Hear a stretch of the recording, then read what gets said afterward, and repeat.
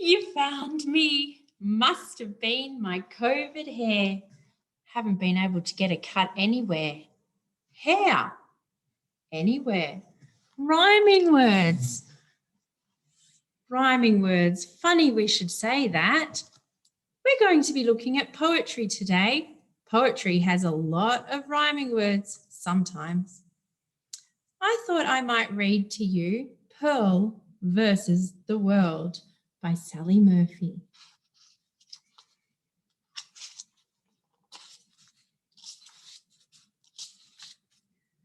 Sometimes I think that I am an island, a deserted one, with just a single coconut tree. Other days I think I'm trapped in a bubble, floating aimlessly through a void.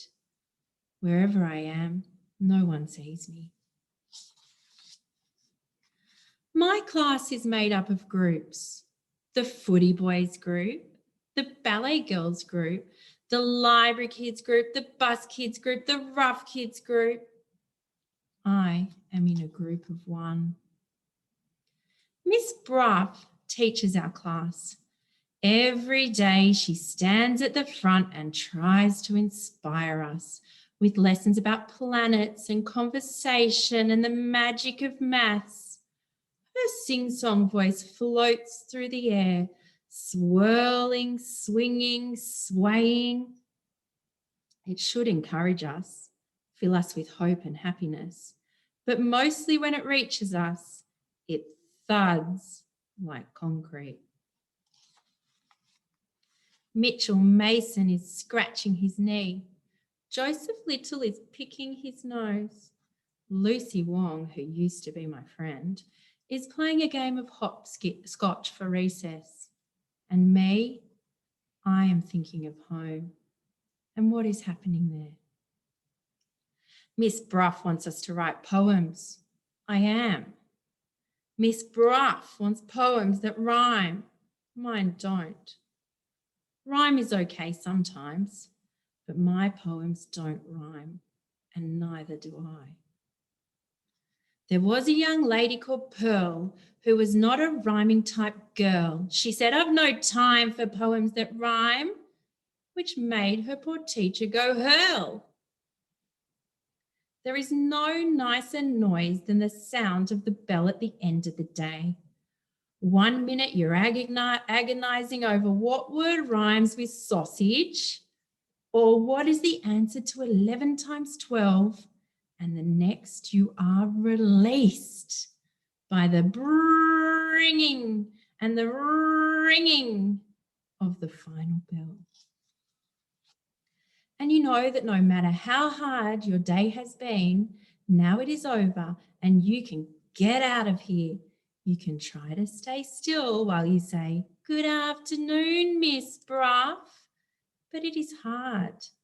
And soon your legs are carrying you away from the classroom that's been your prison for the day and home where you belong. There are 3 people at our house, me, my mum and my granny. And that is how it has been for as long as I can remember. Dad went away before I was born. His loss, Mum says. I don't care. How can I miss someone I never knew? But I know my granny and granny knows me. That is why I miss her so much. She's still here with us, but she doesn't remember who we are. She lies in her room sleeping or dribbling or tossing wildly. Granny is fading. So are Mum and me. "Mum," I say. She says. She doesn't look up. "Nothing," I say. She keeps reading. I want to ask, will Granny get better? Will she sit up and smile? When I enter the room, will she make me laugh with her jokes about chickens and roads? But Mum is tuned out. She's reading. She's in the world of her novel.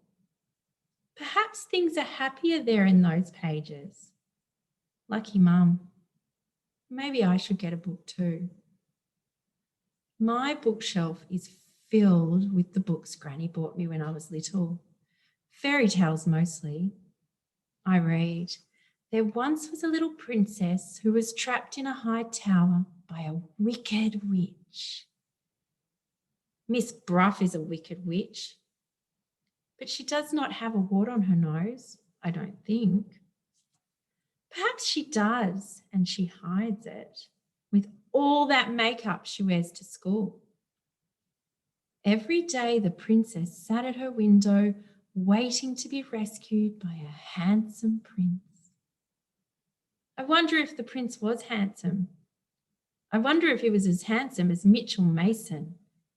He's very handsome, even though he's not a prince, just a boy in my class. But I wonder, why does the prince need to be handsome? I wonder if all princes are supposed to be handsome. Then I think of Prince Charles. He isn't handsome, though maybe his wife thinks so. And why does the princess wait for the prince anyway? Why doesn't she do something about rescuing herself? She should be proactive. That's what Mum would say if she wasn't lost in her own book. The princess sat, and while she sat, she spun, spinning, spinning, spinning, all day spinning. Spinning is fun, even when it makes you dizzy. I like to stretch my arms out wide and spin, spin, spin until I fall over. Then I lie on the grass and watch the clouds spinning above me. But the princess doesn't seem so keen on spinning. Maybe her kind of spinning isn't so fun. I don't like this story. Time for a new book. We might leave it there for now, but if you're interested in reading the rest of this book, I highly recommend it.